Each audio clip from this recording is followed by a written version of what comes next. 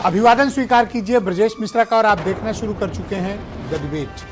बहनों भाइयों, उत्तर प्रदेश की योगी आदित्यनाथ की सरकार ने दावा किया है कि राम राज्य के साथ साथ अब उत्तर प्रदेश में रिफॉर्म राज्य भी आ गया है और रेगुलराइजेशन 1.0 के तहत उत्तर प्रदेश में 23 मामलों में नियमों को शिथिल किया गया ताकि उत्तर प्रदेश की अर्थव्यवस्था बढ़े और भारत सरकार ने यूपी को नंबर 1 कैटेगरी दी है। यूपी सरकार के इस दावे की हकीकत क्या है, आज इस बारे में हम डिबेट करेंगे और उत्तर प्रदेश के आर्थिक माहौल को समझने की कोशिश करेंगे।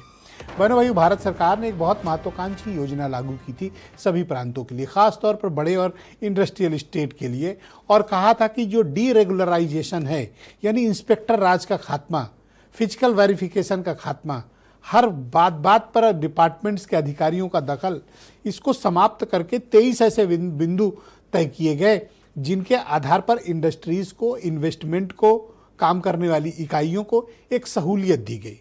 तो भारत सरकार ने उसका नाम रखा डीरेगुलराइजेशन 1.0। उसमें 23 बिंदुओं को शामिल किया गया। आज उत्तर प्रदेश की सरकार ने दोपहर में ये दावा किया कि उत्तर प्रदेश नंबर 1 राज्य पूरे देश भर में आया है डीरेगुलराइजेशन 1.0 में। महाराष्ट्र और गुजरात जैसे राज्यों को पछाड़ा है।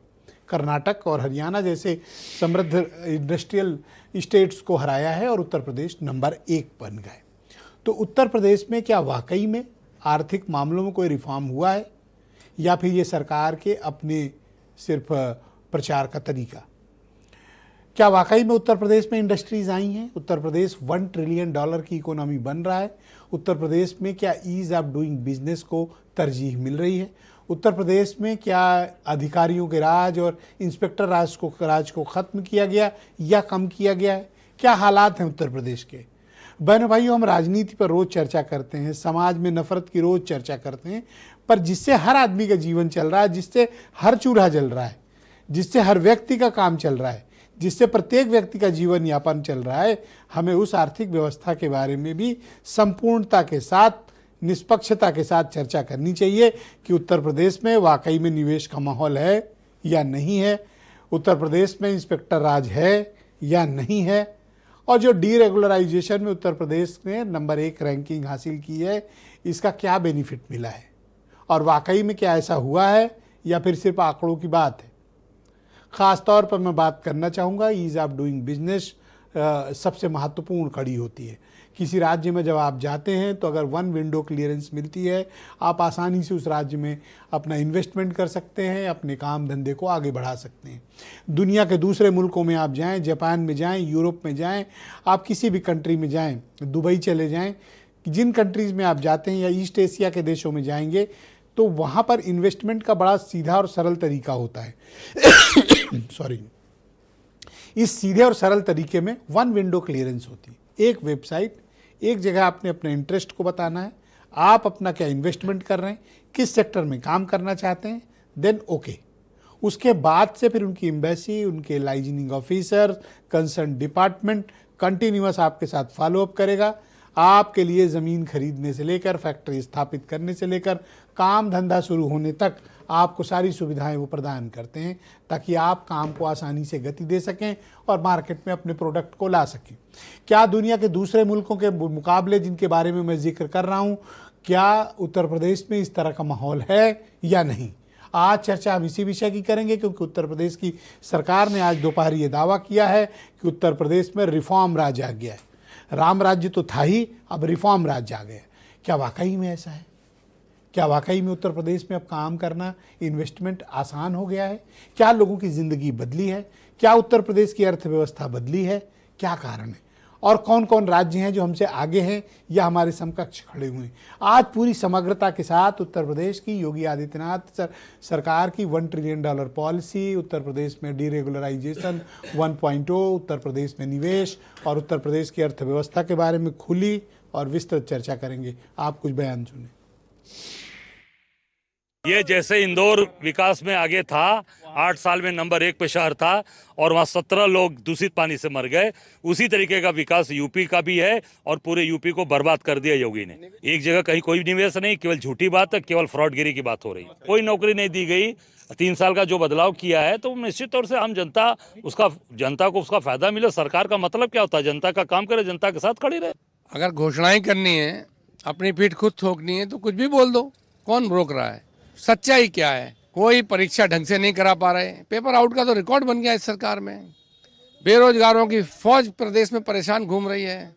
जगह जगह छात्र, नौजवान, कर्मचारी आंदोलन करते हैं, उनको लाठियों से उनका स्वागत किया जाता है। रेत में शुतुरमुर्ग जैसे मुंह नीचे कर लेता है, ऐसे भारतीय जनता पार्टी की सरकार मुंह करके बैठ गई है। निश्चित रूप से उत्तर प्रदेश में योगी आदित्यनाथ जी की सरकार के आने के बाद निवेश के अनुकूल वातावरण को बनाया गया है। लॉ एंड ऑर्डर की स्थिति बहुत बेहतर हुई और निश्चित रूप से बेहतर रोजगार और बेहतर उद्योगों के आधार पर उत्तर प्रदेश आज नौकरी देने में सबसे आगे हो गया है और यही उत्तर प्रदेश के विकास की रफ्तार को और तेजी के साथ बढ़ा रहा है। तो बहनों भाइयों, आज की इस परिचर्चा को आगे बढ़ाएंगे। मेरे साथ मनीष शुक्ला मौजूद हैं, उत्तर प्रदेश में भारतीय जनता पार्टी के प्रवक्ता हैं। कर्नल शरद शरण समाजवादी पार्टी के प्रवक्ता हैं। सुरेंद्र राजपूत मेरे साथ मौजूद हैं, कांग्रेस कमेटी के प्रवक्ता। और ख़ास तौर पर हमने लखनऊ विश्वविद्यालय के बहुत ही जाने माने सेलिब्रिटी अर्थशास्त्री प्रोफेसर अजय प्रकाश जी को आमंत्रित किया है स्टूडियो में। और मेरे साथ नावेद चिको, उत्तर प्रदेश के बहुत ही चर्चित पत्रकार, और वीरेंद्र सिंह जी हमारे स्टेट हेड। आप सभी का स्वागत और धन्यवाद। तो मनीष शुक्ला जी, पहला सवाल ये है कि अभी तक तो आप राम राज्य की बात करते थे, आज रिफॉर्म राज्य का ऐलान आपने किया है। आपके पास क्या एविडेंस है कि उत्तर प्रदेश की अर्थव्यवस्था बदली है? देखिए ब्रजेश जी, किसी भी प्रदेश और देश के लिए निवेश लाने का सबसे महत्वपूर्ण जो कारक होता है कि वहाँ की परिस्थिति क्या है। निवेशक जब आए प्रदेश में तो जो पूंजी लगाता है उसकी सुरक्षा चाहता है। उत्तर प्रदेश में जो कानून का शासन स्थापित हुआ, जो मूलभूत सुविधाएं बिजनेस के लिए चाहिए, सड़क, बिजली, पानी, उसको बेहतर किया गया है। साथ ही साथ कनेक्टिविटी को सुधारा गया है। जो राजमार्ग बने हैं यूपीडा के द्वारा, जो तमाम हवाई अड्डे शुरू किए गए हैं, जो गांव तक सड़कें पहुंची हैं, ये तमाम ऐसे कारण हैं जिन्होंने निवेश को आमंत्रित किया। सिंगल विंडो सिस्टम लागू किया गया, जो लाल फीताशाही थी उसको खत्म किया गया, और जो भारत सरकार की अपेक्षा थी 23 रिफॉर्म लागू करने की, उसको भी लागू किया गया है। अगर इसको आप देखना चाहते हैं तो निश्चित रूप से आपको दिखेगा कि किस तरीके से पिछले 2017 के बाद उत्तर प्रदेश में जो जीएसडीपी है 29.8 लाख करोड़ रुपया, 2025-26 में 35 लाख करोड़ का ये लक्ष्य है। प्रति व्यक्ति आय 1,08,572 रुपया, निर्यात 1,86,060 करोड़, दुगने से अधिक वृद्धि है। बजट में 4.87 लाख करोड़ की वृद्धि, दुगनी वृद्धि है ये। केंद्रीय कर निर्भरता घटकर 46.4%, राज्य कर हिस्सेदारी 53.6%। स्टेट आप मुझे बताओ कि आपने सुधार के मकसद से क्या ऐसे काम किए हैं जिससे आप इतना बड़ा रिफॉर्म का क्लेम कर रहे हैं? मैंने कहा तो, जो वातावरण था उत्तर प्रदेश का वो निवेशकों के विरुद्ध था। पहले तो कानून का शासन स्थापित हुआ जिससे निवेशकों के मन में ये आशा बंधी, उनको ये विश्वास पैदा हुआ कि जो हम पूंजी लगाएंगे वो पूंजी वहां सुरक्षित रहेगी। कोई भी निवेशक, कोई भी बिजनेसमैन कहीं भी करता है तो उसको सबसे पहले आवश्यकता होती है। इसके अतिरिक्त जो मूलभूत आवश्यकता होती है, यानी सड़क, बिजली, पानी, उसमें शानदार काम किया गया है। जो लाल फीताशाही थी, एक काउंटर से दूसरे काउंटर, और पिछली सरकारों में जो भाई भतीजे खड़े रहते थे झोला लेकर के, आइए हम आपको पहुंचा देते हैं फलाने काउंटर तक और आपको अनुमति मिल जाएगी। इसके अतिरिक्त जो निर्बाध बिजली की जो व्यवस्था की गई है, तो ये तमाम कारण है जिसके नाते से आज जो विभिन्न सेक्टर है, जो विकास के सूचकांक है, उसमें आज उत्तर प्रदेश। सच में ये सब हो रहा है कि आंकड़ों की बाजीगरी अफसरों ने प्रस्तुत करके आपके समक्ष रख दी? मैंने हमारे समक्ष नहीं रखी है, सीधे दिख रहा है। और अगर आप कहेंगे तो हम निश्चित रूप से उन उद्योगों की लिस्ट में पढ़ सकता हूं जिनके नाते से जहां निवेश धरती ग्राउंड जीरो पर उतर आया है। 2.68 लाख करोड़, करीब 200 निवेशकों ने जो काम शुरू हो गया है, ऐसी 200 लोगों की लिस्ट है। जिसमें 2.68 लाख करोड़ का अरे निवेश आप हुआ कह है। रहे हैं तो मान लेंगे, ऐसी थोड़ी बात है। सुरेंद्र राजपूत से नहीं, अगर आप मैंने समय कह दिया है, दीजिए आपकी तो बात मैं मान 200 की लेंगे वो। लिस्ट लेके बैठा हूँ, 200 की लिस्ट लेके मैं बैठा हूँ, जिसको मैं Thank you. पढ़ दूं। अगर जी। समय दीजिए तो मैं पढ़ देता हूँ। नहीं, अब 200 तो नाम सीधे कहाँ पढ़ पढ़िएगा सर? आप कह रहे हो तो मैं मान ले रहा हूँ, आपकी बात काट थोड़ी आज रहा हूँ। आज 8 लाख से ज्यादा लोगों को जहां सरकारी क्षेत्र में नौकरी मिली है, वहीं जो निवेशक आए हैं आज उत्तर प्रदेश में, उसके नाते से 2 करोड़ नौजवानों को मनीष जी। एमएसएमई के सेक्टर में, तमाम सेक्टर्स में नौकरियां मिली हैं। ये तमाम सूचकांक बहुत बताते शुक्रिया हैं कि आपका। उत्तर प्रदेश में आज जी बहुत शुक्रिया, हमारे साथ बने रहिएगा। मैं डिबेट के दूसरे चरण में आपको फिर समय दूंगा, तो आप और भी जो अपना पक्ष है वो प्रस्तुत करिएगा। मैं कर्नल शरद शरण, समाजवादी पार्टी यानी अपोजिशन के प्रवक्ता हैं, लार्जेस्ट अपोजिशन के। तो बहुत शुक्रिया कर्नल साहब। तो अब तो यहाँ रामराज था ही, अब रिफॉर्म राज आ गया है। आज कुछ सन्नाटे में दिख रहे हैं आप। ब्रजेश जी, मुझे लगता था कि ब्रजेश जी आपके अच्छे मित्र हैं, लेकिन आखिरी में मनीष जी, आपने एक सवाल पूछा। मनीष जी, जी जी, मैं ये और वैसे इस डिबेट पे एक जितने बैठे हैं सब मेरे एक दोस्त हैं। विद्वान पत्रकार हैं, लेकिन आपने आखिरी वाला सवाल जो पूछा है ना, वो जैसे नरेंद्र हिरवानी आया था ना पहले मैच में 20 विकेट, आपने वो वाली बॉल फेंकी है। अच्छा, और उन्होंने तुरंत कैच भी दे दिया। उन्होंने ये बोला है कि 2 लाख करोड़ से ज़्यादा इन्वेस्टमेंट आया है और 200 की ऐसे लोगों की मेरे पास लिस्ट है जिनका काम शुरू हो चुका है। सरकार को शुरू हुए 10 साल हो चुके हैं। मनीष जी जिसमें प्लीज वेट। दो मनीष जी, करोड़ से मनीष जी आठ पहला लाख राउंड है, करोड़ प्लीज का पेशेंस रखे सर। ग्राउंड पे है। सर संयम क्लियर तो रहे रखें, ये। सर संयम रखें अरे अब अपनी सूर्य बारी। कुमार को भी खेल लेने सर दीजिए। प्लीज, हाँ हम रोक नहीं रहे ना हैं। ना मनीष जी, लेकिन अरे अब सूर्य कुमार को मनीष भी जी, खेल लेने दीजिए, जमाना मनीष बदल जी, गया है। मनीष जी प्लीज, हाँ कर्नल साहब गो अहेड। उन्होंने बोला ऐसे 200 नामों की लिस्ट लाया हूँ। क्लियर की। उन्होंने बोला ऐसे 200 लोगों की लिस्ट लाया हूं जिनका काम शुरू हो चुका है। तो मेरा कहना है सरकार को शुरू हुए 10 साल हो चुके हैं। सबसे पहले आपको मुंह से यह बोलना चाहिए था मैं ऐसे 1100 लोगों की लिस्ट लाया हूं जिनकी फैक्ट्रियां लगी हुई हैं उत्तर प्रदेश में। आपने ऐसे 5 नाम नहीं लिए। देखिए अब बोल लेने दिए मनीष जी, आप गलत जगह आप बोले, हम कंटिन्यू। हिरवानी की बॉल पे अरे सर बैट नहीं लोकसभा बनाना स्टाइल है भाई, सिखाया हम गया आपका माइक खुला है। मनीष जी, आप हमको कोट कर रहे हैं, तब मुझे देखिए, बोलना मनीष जी पड़ रहा है। प्लीज वेट सर, इनको कह लेने दें, मैं आपको पब्लिक समय दूंगा, आप कह पब्लिक लेना को please आनंद wait। लेने आप बोलो सर, अपनी आनंद बात लेने करो। दीजिए जो Go ahead। आप यहाँ आर्थिक तरक्की की कहानी बता रहे हैं। कुछ नए उद्योग जो भाजपा ने शुरू किए उसके बारे में मैं बता देता हूं, क्योंकि वो बता नहीं पाए, समय शायद उनको आपने कम दिया। आजकल बैटिंग एप्स बहुत चल रहे हैं और वो ड्रीम 11 की क्रिकेट टीमें बहुत बन रही हैं मोबाइल पे, और लड़के रील बना रहे हैं। ये नए उद्योग भारतीय जनता पार्टी ने 10 साल में दिए हैं। एक बहुत बड़ा उद्योग इको गार्डन में लगाया हुआ है। जो नौकरी मांगेगा, रोटी मांगेगा, हक अधिकार मांगेगा, उसको लाठी मारेंगे, नीले रंग की गाड़ी में भरेंगे और शाम को इको गार्डन में शाम तक बिठा के रखेंगे। एक चाय भी नहीं देंगे, 2 रोटी भी नहीं देंगे, और शाम को बोले रोटी कहां से लाएंगे इसलिए तुम निकल लो। ये नया उद्योग लखनऊ में लगा है। रिवर फ्रंट जैसा था वैसा ही है। जेपी जी की याद में हमने जो बनाया था वैसा का वैसा ही है। रिफॉर्म आया कि नहीं आया? जहां तक मेट्रो लेके गए थे 1 मीटर 10 साल में आपने बढ़ाई नहीं, वैसी की वैसी ही है। थोड़ा रिफॉर्म पे आओ। जी, रिफॉर्म हुआ, ये रिफॉर्म भी तो बता रहे हैं, नए रिफॉर्म अर्थव्यवस्था के रिफॉर्म पे, और नए रिफॉर्म बता देता हूं आपको। रिफॉर्म पे आओ। एक नया आज रिफॉर्म- सब्जेक्ट पे आओ। एक नया रिफॉर्म आया है, फौजियों के प्लॉट पे कब्जा करने का रिफॉर्म। लखनऊ में जितने भी फौजी हैं उनके प्लॉटों पे कब्जा करा Thank जा you, रहा है। sir, बहुत शुक्रिया। और अब आप फौजियों के बात पे हमारी आप टाले नहीं सर, अब आज विषय कुछ और है, आप बात कुछ देखिए और। योगी जी रोज कहते मैं हैं, आपसे फिर कह रहा हूँ अर्थव्यवस्था पर बोलो। अर्थव्यवस्था पे मैं अर्थव्यवस्था ही बता रहा हूँ, व्यवस्था ही बता रहा हूँ, गलत बता रहा हूँ, आप बताइए। अरे अब प्लाट और और सुनिए, किसी और दिन बात कर लेंगे। उन्होंने बोला Point था topic उन्होंने पे बोला लेंगे। था तरक्की का नया माध्यम बुलडोजर है। मनीष जी आप प्लीज सर, मनीष जी, उन्होंने बोला था तरक्की मनीष का जी नया टोका टाकी माध्यम मत करिए, बुलडोजर please, है। हाँ। तो उनके यहाँ एक सिरप की फैक्ट्री लगा दी, बोला सिरप पिला दो, बुलडोजर Thank you, वाला sir. ड्राइवर धन्यवाद, बेहोश। बहुत शुक्रिया। ये सब तरक्की बता रहा हूँ, आप Thank you, तरक्की sir. हम तो मदद कर रहे हैं भारतीय जनता पार्टी के नहीं प्रवक्ता सर, की, आप करते मदद ही नहीं करने दे मदद, रहे हैं। मैं तो जानता हूँ आप मदद करते हैं उनकी, बहुत नहीं शुक्रिया। सीरियसली। अखिलेश अच्छा, यादव जी, धन्यवाद सर। एक और इंडस्ट्री लगी प्रोफेसर है, अजय प्रकाश। एक और इंडस्ट्री लगी Thank you, है, sir. कथा वाचन की इंडस्ट्री Thank लग you, गई है। sir. आपको कुछ नहीं तो आता बहुत है शुक्रिया। तो केसरिया कपड़े धन्यवाद। पहनिए और बताने लगिए। सुनिए क्या बताने लगिए, कर्नल साहब, कि प्रताप इतना है कि कर्नल बिना साहब, वीर के आपको महिलाओं पर्याप्त को समय गर्भवती दिया कर गया। सकते हैं। आप भी ये सर, दिया है भाजपा ने। आप तो अनुशासित फोर्स से आए हुए हो सर, आप तो अनुशासन मानोगे, शुक्रिया आपका। इतना कुछ मैं किया है, मेरा मन प्रोफेसर नहीं अजय था। प्रकाश, असल में आप लोग को चाहिए 1-1 घंटे, वो मेरे पास है नहीं जी। तो यह सीमित समय में बात रखनी होती है।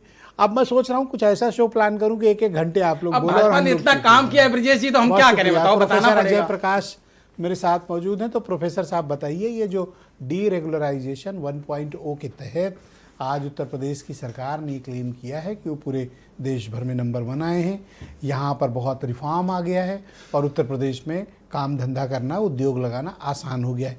ये बात सच है या फिर सिर्फ फाइलों में ये बात कही जा रही?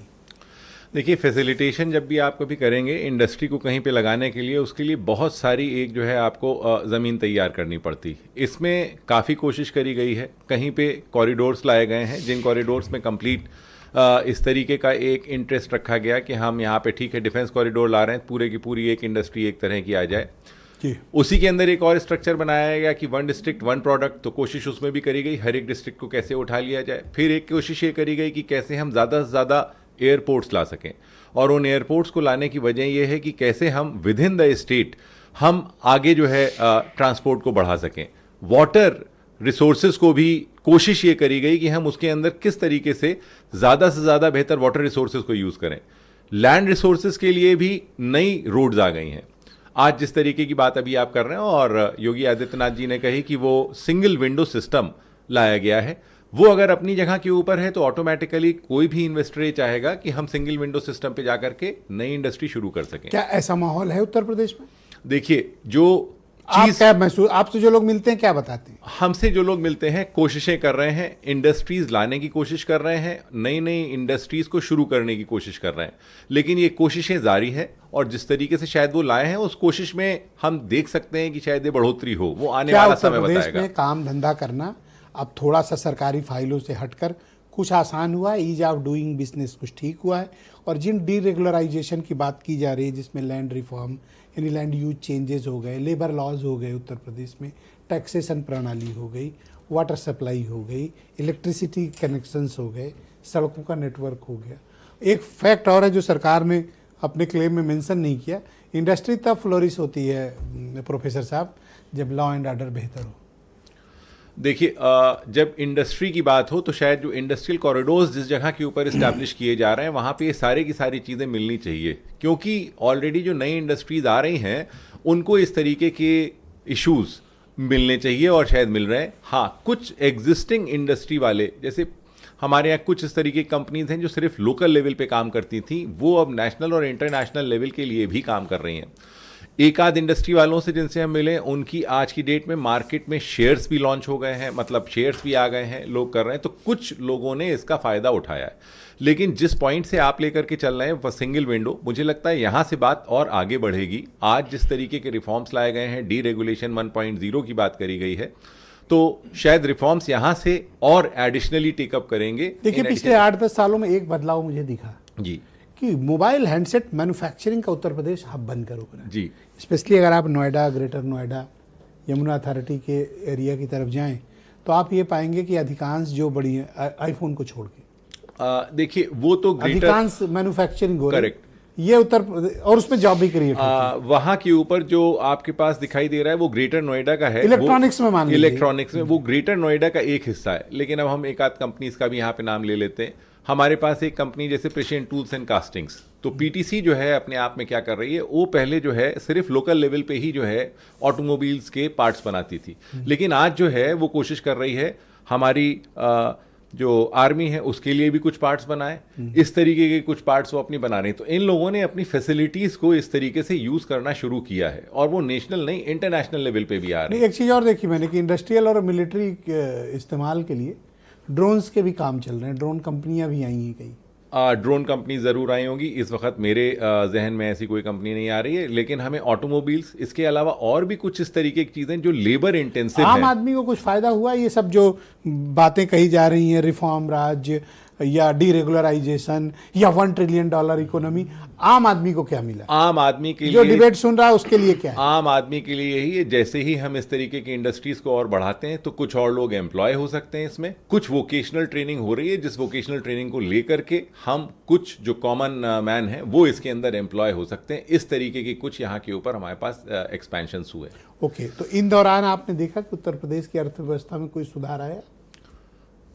सारे के सारे आंकड़े हमारे पास बीजेपी कॉन्टिन्यूसली प्रेजेंट करती है, हमारे पास हैं, सरकार के कॉन्टिन्यूस आते हैं। हमको कलेक्शन में हम चौथे या 5वें नंबर पे हैं। हाँ, वो भी हैं। और हरियाणा लेकिन हमसे आगे है, मेरे ख्याल से गुरुग्राम की वजह से। देखिए आगे बहुत से लोग हो सकते हैं, और उत्तर प्रदेश की बात करें तो हम बीमारू से हट करके अब काफ़ी आगे बढ़ चुके हैं, तो उन लेवल्स में इम्प्रूवमेंट्स हैं। बहुत शुक्रिया प्रोफेसर साहब, हमारे साथ कृपया बने रहिएगा। मैं सुरेंद्र राजपूत जी को इस कार्यक्रम में आमंत्रित करता हूं। सुरेंद्र जी, आज तो सरकार ने क्लेम किया कि साहब ये तो रिफॉर्म राज्य आ गया है, आपको दिखाई दिया?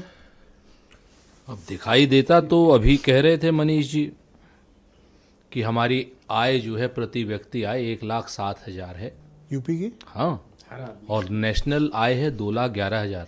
ओके। और अमेरिका की और जापान जिस इकोनॉमी को हमने पीछे छोड़ा, उनकी तो $56,000 को 90 से गुणा कर लो, उनकी 56 लाख है। 56 लाख वर्सेज 1 लाख, आप समझो बात को। तो एक चीज़ तो ये हो गई, प्रति व्यक्ति आय बता रहे थे, नेशनल आय जो है कह रहे थे नेशनल आय 2,11,000 है, हमारी 1,07,000 है। इसी से कहते ना कि झूठ बोला है तो उस पर कायम भी रहो जफर, आदमी को साहिब किरदार होना चाहिए।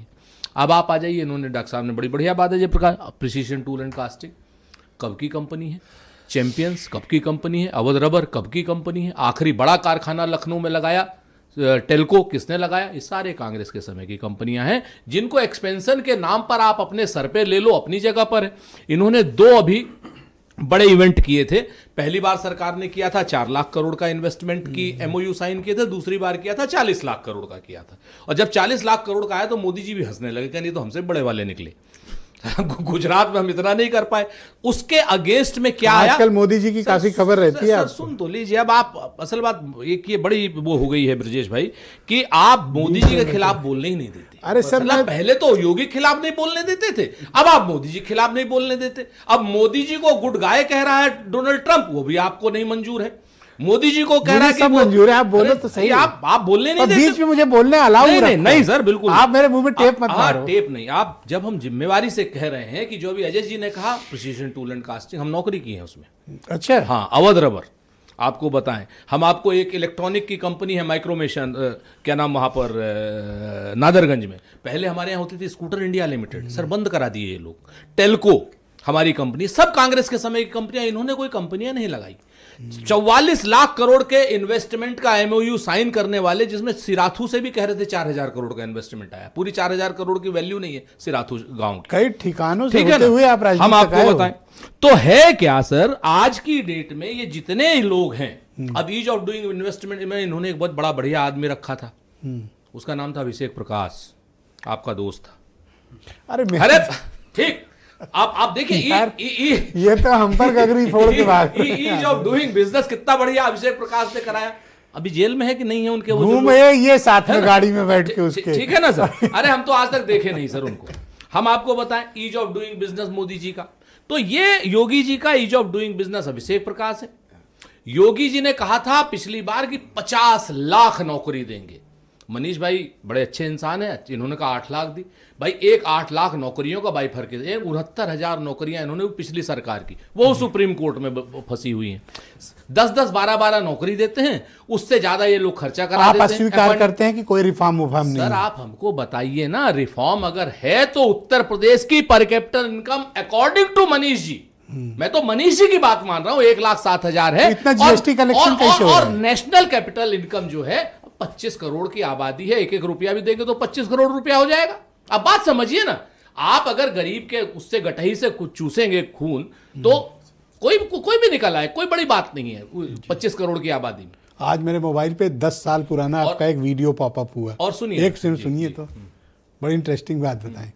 10 साल पुराना वीडियो था, ये मेरे साथ डिबेट में थे एक पिछले वाले चैनल में, तब भी इनके बाल काले थे, आज भी काले हैं। सर मैं आज इसका राज खोजना नहीं, रंगवा के आया हम लोग को का तो बदल गया, इनका नहीं बदल। 10 साल पहले भी भाई का ऐसे ही था, आज भी वैसे ही। अभी जितनी चीजें हैं ना, इन लोगों ने कहते हैं ना कि मैं तुम पर हर बार भरोसा करता हूं, इतना सच्चा झूठ तुम्हारा होता है। यहां पर उद्योग लगे हैं, एक बात को हम बिल्कुल सहमत हैं, अब आपकी बात से भी और मनीष जी की बात से भी, 200 उद्योग लगे हैं। पर पहला उद्योग किस चीज का है?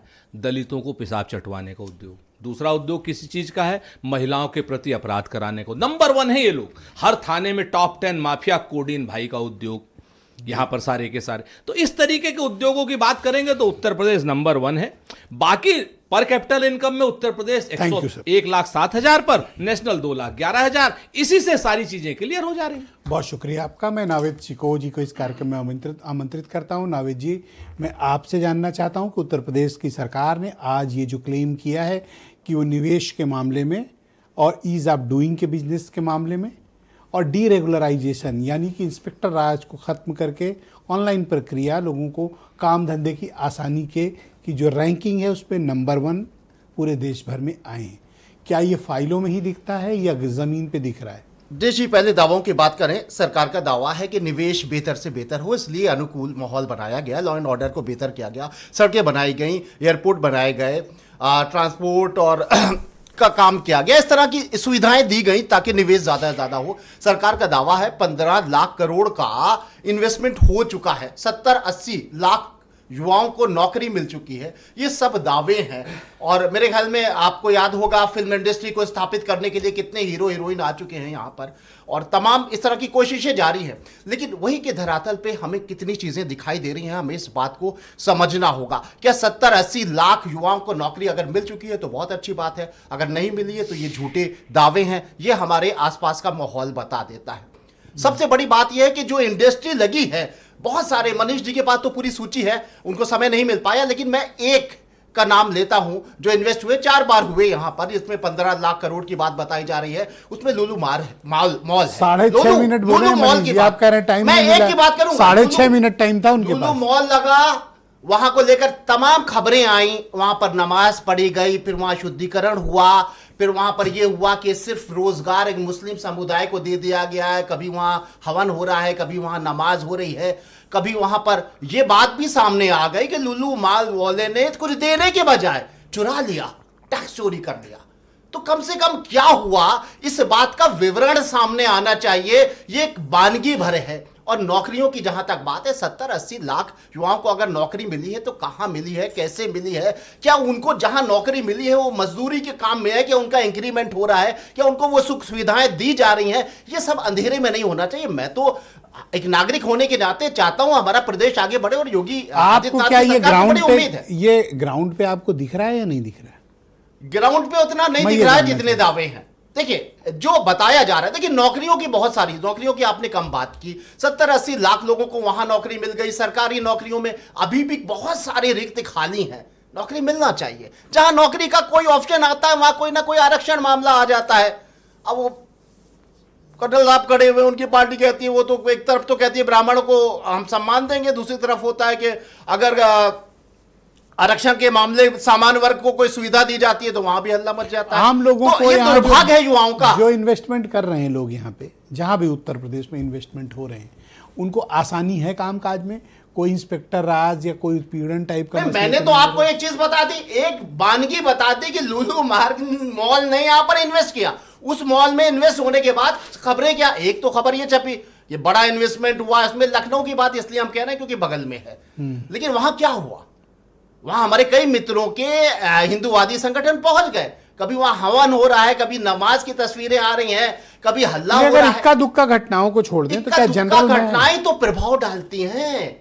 हम तो बहुत तारीफ करते हैं, पूरा प्रदेश योगी मतलब 199 अच्छी इंडस्ट्री लेकर, लॉ एंड ऑर्डर अगर बेहतर है तो तारीफ हम करते हैं, लेकिन इस तरह की जो हरकतें होती हैं इसका प्रभाव पूरी दुनिया में जाता है। निवेशक डरता है, निवेशक अगर गुंडों बदमाशों ने नहीं डरता है तो इस तरह के जो माहौल पैदा होता है। अच्छा, आम लोगों का जीवन कुछ सुधरा? आम लोगों का जीवन भाई मुझे तो इतना कुछ नजर नहीं आता है जितने दावे। हाँ, कोशिशें की गई, कोशिशें हो रही हैं, कुछ बेहतर हुआ भी है, कुछ नौकरी मिली भी है, लेकिन जितने बड़े दावे हैं, जितना बड़ा इन्वेस्टमेंट है और जितनी बार रेड कारपेट बिछाया गया, उतना कुछ अभी नजर नहीं आया। और 8 साल हो चुके हैं। हम सब उम्मीद करते हैं कुछ बेहतर होगा, कुछ बेहतर हो चुका है, लेकिन हमें ज्यादा उम्मीदें हैं। जी, बहुत शुक्रिया। वीरेंद्र जी भी हमारे साथ कार्यक्रम में आ गए। वीरेंद्र जी, ये क्या क्लेम उत्तर प्रदेश की सरकार ने किया है? वो कह रहे हैं कि हमने रिफॉर्म ला दिया है, उत्तर प्रदेश रैंकिंग में नंबर बनाया है, ईज ऑफ डूइंग हो या डीरेगुलराइजेशन हो या फिर इन्वेस्टमेंट हो। ये बात ज़मीन पर कितनी आपको हकीकत में दिख रही है? ब्रजेश जी, नवाचार या रिफॉर्म वो लोग करते हैं जो नए आइडिया को और जो नए आविष्कार को स्वीकार करते हैं। जी, जो तेजी से स्वीकार करते हैं वही लोग जिनके पास कहा जाता है कि जो टेक्नोलॉजी की समझ रखते हैं, निर्णय लेते हैं, वो नए फैसले, नई चीज़ों को स्वीकार करते हैं और आगे बढ़ाते हैं। योगी आदित्यनाथ मुख्यमंत्री के तौर पर इस मामले में अव्वल हैं। वो उनकी सरकार ने जो आज एक विज़न बताया है कि उत्तर प्रदेश में हम उद्योगों को बढ़ाने के लिए इंफ्रास्ट्रक्चर मजबूत कर रहे हैं, रोजगार के अवसर ज़्यादा पैदा कर रहे हैं। ये बात सही है कि अब यूपी बीमारू राज्य से बाहर आ चुका है और वो हट्टा कट्टा और एक मजबूत राज्य है, जिसमें ये कहा जा सकता है कि खाने को लेकर लाले नहीं हैं, रोजगार के तलाश में पलायन उतना नहीं है जितना पहले मुंबई और कलकत्ता लोग जाते थे। और आप विकसित राज्य कैसे मानेंगे जहां फैक्ट्रियां ज़्यादा हो, जहां पर एक्सप्रेसवे ज़्यादा हो, एयरपोर्ट ज़्यादा हो, जहां पर लोगों के सामने अवसर हो। देखिए, निजी क्षेत्र ने एक धारणा को बदला है तेजी से पूरी दुनिया में कि सरकारी नौकरी ही अंतिम विकल्प नहीं है। तो इसलिए निजी क्षेत्र में अगर नौकरियों के अच्छे और चमकदार अवसर हैं तो आज का युवा उनको लेने में आगे बढ़ रहा है। उत्तर प्रदेश जैसे राज्य के विकास को आप खाली किसी एक व्यक्ति के तौर पर मत देखिए, आप इसको एक दशक या 2 दशक के तौर पर देखिए कि जब मायावती ने एक्सप्रेसवे बनाया पहला यमुना, और उसके बाद फिर अखिलेश यादव की सरकार आई जिन्होंने एक्सप्रेसवे बनाए और मेट्रो रेल बनाई, बहुत सारे इंडस्ट्रीज लाए, जिसमें एचसीएल भी लखनऊ में है, वो भी काम कर रही है। उसके बाद योगी का जो 9 साल का समय गुजरा, एक स्थिर सरकार प्रदेश में तेजी से फैसले ले सकती है। योगी आदित्यनाथ मुख्यमंत्री के तौर पर एक संत के तौर पर वो देखे जाते हैं, लेकिन उनकी सरकार ने बिजनेस के मॉडल पर काम किया, इन्वेस्टर समिट कराई और उन्होंने ये इच्छा जताई कि हम उत्तर प्रदेश में निवेश चाहते हैं, उद्योगपति आए, हम उनको सहूलतें देंगे, सुविधाएं देंगे। बहुत सारे काम ऐसे अफसरों ने किए और इसीलिए उत्तर प्रदेश में एक राज्य परिवर्तन आयोग भी बनाया गया है, जिसकी बहुत महत्वपूर्ण भूमिका होगी आने वाले दिनों में।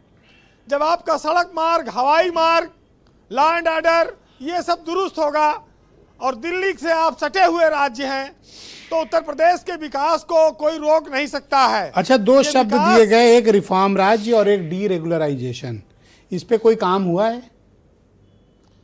देखिए, रिफॉर्म ना होता तो कानून का राज कैसे आता और फिर निवेश कैसे आता, इन्वेस्टमेंट कैसे आता। जो लोग, ये बात सही है कि योगी सरकार पर अफसरशाही के हावी होने का आरोप लगता है कि अफसर मनमानी कर रहे हैं, अड़ंगा लगाते हैं, लेकिन जिस पर मुख्यमंत्री ने जो बड़ी परियोजनाओं का चयन किया उन पर अफसर रोक नहीं पाए। दुनिया का सबसे बड़ा एयरपोर्ट, जेवर एयरपोर्ट बना हुआ है, बहुत जल्दी सामने आने वाला है। तो ये तो देखिए राजनीतिक इच्छा शक्ति पर निर्भर करता है कि वो कौन सा काम कराना चाहता है। और अगर उत्तर प्रदेश जी पेट भरकर रात में सो रहा है खाकर यहाँ के लोग, तो ये भी सरकार की एक बड़ी सफलता है। भारत के बिजनेस मैप को बदलने में उत्तर प्रदेश एक बहुत बड़ी भूमिका निभा रहा है। और निश्चित ही जब कोई आप ट्रॉफी जीतेगी टीम तो कैप्टन ही उसका श्रेय लेगा। जी, तरक्की एक दिन में नहीं आई है, मैं सारे मुख्यमंत्रियों के लिए कहता हूं, लेकिन जो लंबे समय तक रहेगा उसका योगदान ज़्यादा होगा। लंगड़ी सरकारें विकास नहीं कर सकती हैं, वो विधायकों का, नेताओं का विकास कर पाएंगी, लेकिन स्थिर सरकारें प्रदेश को, देश को ज़्यादा आगे ले जाती हैं। आज एक्सप्रेसवे का जाल बिछ गया है उत्तर प्रदेश में। लोग हवाई जहाज की तुलना में सड़क मार्ग से दिल्ली जाना ज़्यादा पसंद करते हैं, और ये सब हुआ है एक के एक मुख्यमंत्री के काम से। तो इसमें बहुत सारे लोगों का योगदान है, लेकिन योगी ने अपराधियों का खात्मा करके जो एक माहौल बनाया, वो इसके लिए सबसे ज़्यादा उनको श्रेय दिया जाना चाहिए। और रिफॉर्म तो हर व्यक्ति द्वारा किया जाए स्वीकार है, उसका स्वागत होना चाहिए। ब्रजेश जी, उत्तर वीरेंद्र। प्रदेश आगे गया है, वो पीछे नहीं गया है, सबसे खूबसूरत और बढ़िया बात यही है। जी वैसे अलग अलग बात है, लोग हमारे यहाँ तो देखिए एक भावना नई पनपी है कि बड़ी कंपनी का नौकर होने से अच्छा है कि छोटे मालिक बन जाओ। नई पीढ़ी खुद में अपना नया करने में विश्वास रखती है, और सरकार अगर उसमें अनुकूल माहौल दे तो फिर इससे बढ़िया क्या हो सकता है। जी तो लोग योगी आदित्यनाथ को संत कहें, महंत कहें, मठ का मठाधीश कहें, लेकिन वो यूपी के विकास में नई नई चीज़ों को अगर ला रहे हैं, भारत सरकार का सहयोग ले रहे हैं और यूपी तेजी से आगे बढ़ रहा है, तो स्वाभाविक है कि उनको इसका श्रेय जाएगा। जी वीरेंद्र जी, कंक्लूड वैसे जी। विपक्ष में लोग बैठे हैं, उनकी बात भी सही है, वो अपनी बात कहें, क्योंकि गलती नीम की नहीं है, वो तो कड़वी होती ही है। हमारी जबान को स्वाद ही मीठे का आता है, तो हम मीठे को ही ज़्यादा पसंद करते हैं। फिलहाल कि मेरी तमन्नाओं का कद बहुत ऊंचा है, पर मुझे इन्हें इन नन्हे हाथों से छूना है, और ताने तो लोग बहुत देंगे कि कैसे कर पाओगे ये सब, जी। पर कहीं कहीं आगे बढ़ते ही जाना है, क्योंकि मुझे संघर्षों ने ही चुना है। बहुत शुक्रिया वीरेंद्र जी, आपका बहुत बहुत धन्यवाद ग्राउंड जीरो से अपना फीडबैक देने के लिए, ओपिनियन और ऑब्जर्वेशंस हम तक पहुंचाने के लिए आपका बहुत धन्यवाद। बहनों भाइयों, इस परिचर्चा का दूसरा चरण शुरू करते हैं। इसमें दिए गए सीमित समय पर सबको अपना पक्ष प्रस्तुत करना है। मैं बीजेपी के प्रवक्ता मनीष शुक्ला को आमंत्रित करता हूं। मनीष जी, डिबेट के दौरान अपोजिशन की तरफ से आपको चैलेंज दिया गया कि आप बताइए कि किस सेक्टर में रिफॉर्म आया। देखिए ब्रजेश जी, सबसे निराशाजनक इस डिबेट में यही हुआ कि कोई चैलेंज नहीं दिया गया। कोई नरेंद्र वानी बनने लगा और कोई अमेरिका और ब्रिटेन पहुंच गया। मैंने तो आंकड़ों सहित बताया कि किस तरीके से जो आर्थिक सूचकांक है वो बढ़े हैं, किस तरीके से यहाँ जो सुधार लागू किया गया है उसके लिए एयरवेज, रोडवेज और वाटरवेज और जो कानून का शासन, मैंने उसको विस्तार से बताया। लेकिन एक कांग्रेस के प्रवक्ता कह रहे थे कि अभी 1,07,000 है।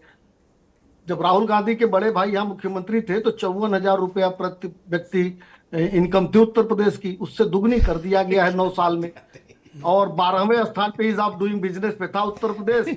2019 में दूसरे स्थान पे आया, 22, 23, 24 में 1 नंबर पे है ईज ऑफ डूइंग बिजनेस में। तो ये तमाम सूचकांक है। मैंने इसीलिए कहा कि मैं लिस्ट पढ़ सकता हूं, इसीलिए लिस्ट लेके बैठा था। मुझे पता था कि ये लोग केवल इधर उधर की बातें करेंगे। उत्तर प्रदेश के विकास में अगर कोई सुझाव देते, कोई सही सही सवाल खड़ा करते, तो सरकार संवेदनशील है, इनके सुझावों को भी लेती। लेकिन दुर्भाग्य है कि राहुल गांधी की पार्टी के लोग हैं, वियतनाम और यहाँ की बात करेंगे। यूएसए का जो जनसंख्या है वो जनसंख्या नहीं बताएंगे, जनसंख्या के अनुसार उनकी प्रति व्यक्ति आय कितनी है ये नहीं बताएंगे। 2014 में भारत की प्रति व्यक्ति आय और अमेरिका की प्रति व्यक्ति आय क्या थी, आज ये सुरेंद्र राजपूत नहीं बताएंगे। तो कोई बात नहीं है, जनता इन्हें इन्हीं आदतों के नाते से नकार रही है और उत्तर प्रदेश विकास की राह पर सटपट दौड़ रहा है, क्योंकि वो माहौल उत्तर प्रदेश में योगी आदित्यनाथ जी की सरकार ने खड़ा किया है। अगर आप कहें तो कुछ आंकड़े मैं पढ़ दूं कि पूंजीगत व्यय क्या 32 सेकंड है आपके पास, 30 सेकंड में पढ़ दो। नहीं, देखिए, पूंजीगत व्यय उत्तर प्रदेश में 1,47,719 करोड़ रुपया हुआ है। 33 सेक्टोरल नीतियां ओडीओपी से 77 जीआई टैग देश में प्रथम है।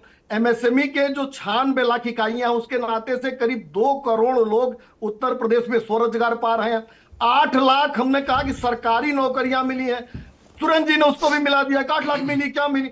भैया पढ़ा करो कम से कम आर्थिक विषयों पे। सुरेंद्र जी और समाजवादी पार्टी के जो प्रवक्ता उनसे मेरा निवेदन है कि जो इस तरह की विषय हो उसको तो पढ़ के आया थैंक यू सर। आप एक पैरामीटर के लिए 10 पैरामीटर बताना होता है सुरेंद्र जी। आपने भारत की प्रति व्यक्ति आय, अमेरिका की प्रति व्यक्ति आय, भारत की आय, उत्तर प्रदेश की नहीं सर, 10 शब्द बोलने के लिए 1000 शब्द पढ़ना पड़ता है, ये वाला मुहावरा है।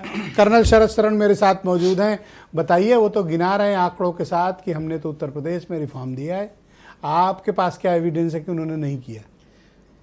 विद्वान प्रवक्ता हैं विद्वेश जी, मैं दोबारा कह रहा हूं, विद्वान प्रवक्ता हैं। 5 फैक्ट्री का नाम नहीं बताया, दोबारा चांस मिल ले। 200 की लिस्ट लिए 5 फैक्ट्री का नाम नहीं बताए, मैं आपको बोल रहा हूं, 5 फैक्ट्री का नाम नहीं बताए और ये बता भी नहीं पाएंगे। मैं बता देता हूँ, जल्दी जल्दी शुरू हाँ, करिए जल्दी भाई। बोल दो, 30 सेकंड हमारा ले लो आप। हाँ, बता देते हैं।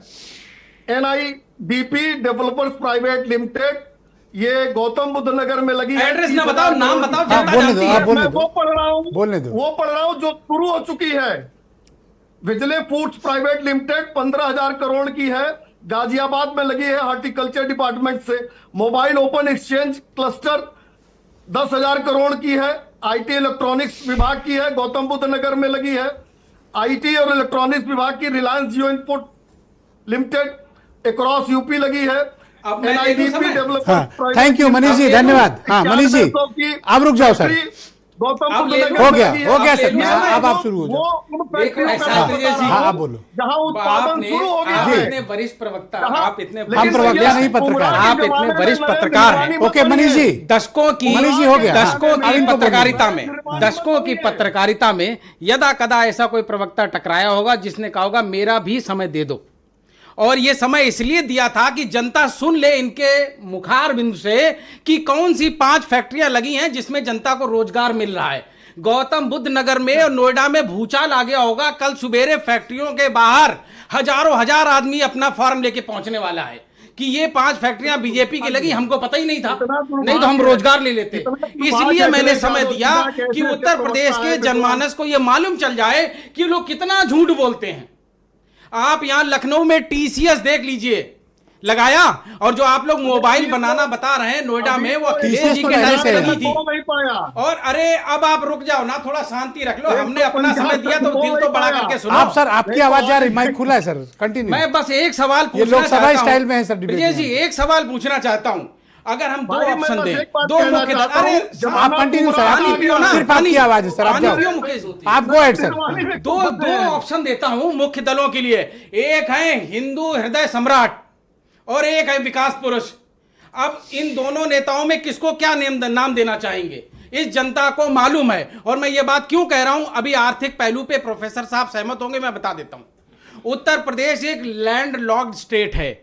अगर आप इस पे यहाँ पे पोर्ट बेस्ड किसी भी तरह के बिजनेस और बड़े इकोसिस्टम की फैक्ट्रीज लगाना चाहते हैं, एक लैंड लॉक्ड स्टेट में नहीं लग सकती है। हमको फोकस MSME भी करना पड़ेगा। हम एग्रीकल्चरल डोमिनेटेड स्टेट हैं, अधिकांश आदमी किसान है।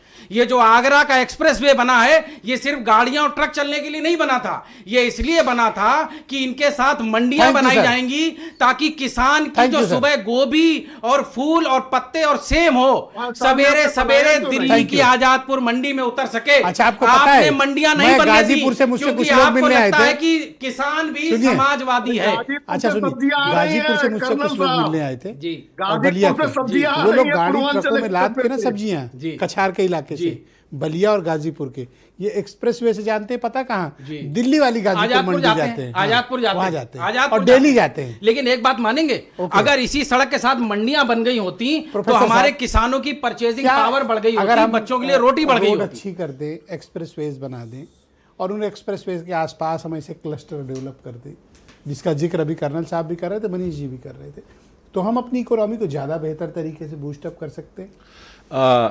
उत्तर प्रदेश जैसा कि अभी कहा, NCR सेंट्रिक नहीं बल्कि बिल्कुल यूपी के सभी बिल्कुल क्षेत्रों में। यूपी की इनफैक्ट जो चैलेंज है वो चैलेंज ही यही है। हम मोस्ट पॉपुलस स्टेट्स में से है, पूरी दुनिया की 2-2.25% पॉपुलेशन हम हैंडल करते हैं, और इसके अंदर जो डेवलपमेंट की रिक्वायरमेंट है वो ऐसी है कि हमको हर एक रीजन में किसी न किसी तरीके का सिस्टम डेवलप करना पड़ेगा।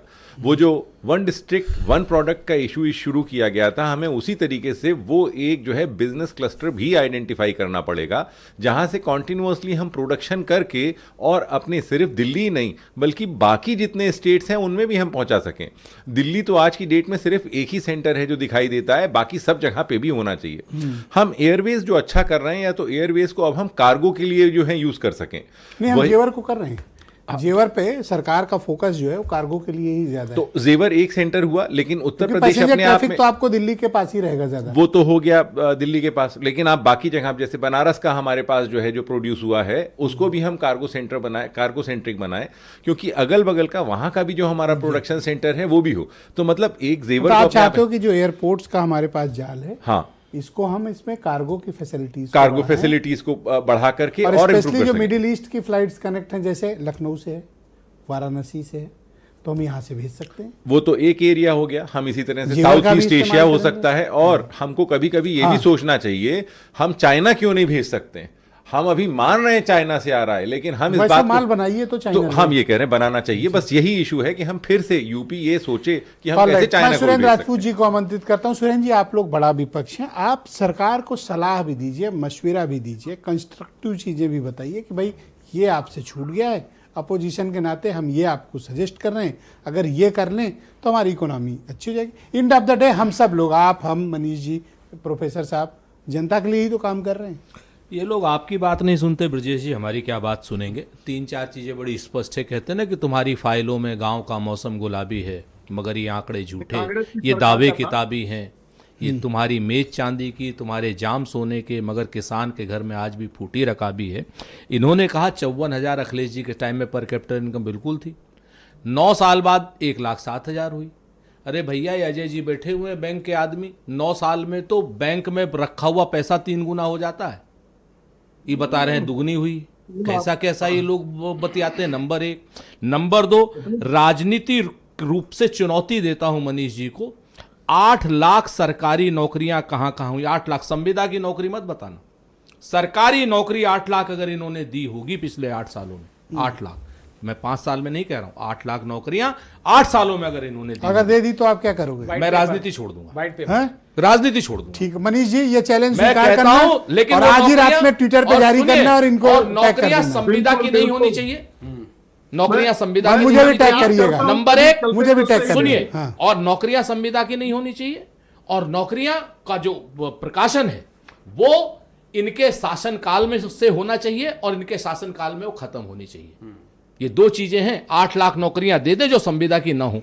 संविदा की नौकरी को आप बताते हो अपनी नौकरियां, शर्म नहीं आती है बात करने? थैंक यू सर, बहुत शुक्रिया सर सुनिए सर, अभी ऐसा है सर 20 सेकंड और है सर, ठीक है ना? 20 सेकंड और लुलु मॉल की बात करिए, कुछ सलाह भी दीजिए। सुन लीजिए, लुलु मॉल और इकाना स्टेडियम, हाँ ठीक, मनीष जी, लुलु मॉल और इकाना स्टेडियम अखिलेश यादव की सरकार का बनाया हुआ, लुलु मॉल भी अखिलेश यादव की सरकार बनाया, इकाना स्टेडियम भी, एक्सप्रेसवे भी जेवर हमारा बनाया हुआ। क्या नाम जेवर आपका बनाया हुआ है? अरे क्या क्यों बात नहीं कर भाई, रहे हो? लैंड, अरे उसी में तो हम लोग लड़ाई खाए हैं भाई, तो उसी थोड़ा में बहुत क्रेडिट बैंक हमारी जी को दो। सरकार गई है। आप क्या बात करते हैं? Alright. कुशीनगर का एयरपोर्ट 2008 में चालू हुआ था, बता रहे हैं हमने कर दिया। ऑलराइट, मैं नावेद जी आपसे जानना चाहता हूं कि इस रिफॉर्म का आम आदमी के जीवन पर कोई प्रभाव पड़ा? देखिए, प्रभाव बस इतना पड़ा है, जैसा कि वीरेंद्र जी ने कहा था कि एक योगी का विजन बेहतर नजर आया, उनकी कोशिश नजर आई। एक योगी अगर कोई एक निवेश के लिए कोशिश करता है, अगर एक वातावरण बेहतर करने की कोशिश करता है, लेकिन जमीन पर उतना कुछ नजर नहीं आ रहा है। जो बात हो रही है आमदनी की बात हो रही है, भाई आमदनी हमारे कैसे बढ़ जाएगी? क्या आसमान से पैसा आ जाएगा या अकाउंट में पैसा आ जाएगा? मेन चीज रोजगार है, और रोजगार कितना मिला? 9 साल की कोशिश में उतना अच्छा नजर नहीं आया जितनी कोशिशें की गई। ये बात बिल्कुल सही है कि योगी सरकार ने तमाम कोशिशें की हैं, निवेश की कोशिश की है, बेहतर सड़क बनाने की कोशिश की है। हाँ, लेकिन अभी ग्राउंड पर वो सारी चीजें नजर उतनी नहीं आई जितने दावे हैं। ऑलराइट, मैं अपने सभी अतिथियों का बहुत शुक्रगुजार हूं कि आप सबने आज की इस बेहद महत्वपूर्ण आर्थिक मामलों की परिचर्चा में अपना अपना पक्ष प्रस्तुत किया। और बहनों भाइयों, आप सबका भी बहुत शुक्रिया। आप सब भी सोचिए, अपने विचार प्रस्तुत करिए, बताइए कि क्या आपका जीवन बदला? ये जो डीरेगुलराइजेशन, ये जो रिफॉर्म राज आया है, क्या वाकई में आपका जीवन बदला है या नहीं बदला? आप भी अपने विचार हमारे सोशल मीडिया प्लेटफॉर्म पर प्रकट कर सकते हैं। बहनों भाइयों, एक छोटा सा ब्रेक लेंगे। ब्रेक के उस पार आपको प्रियव्रत दीक्षित मिलेंगे, जो बताएंगे कि बरेली के ये जो मौलाना है तौकीर रजा, इनकी मुश्किलें बढ़ती जा रही हैं। इन्होंने तो जो उत्पात मचाया ही, इनका बेटा इनसे बड़ा उत्पाती निकला है। उसने क्या कांड किया है? एक छोटे से ब्रेक के बाद।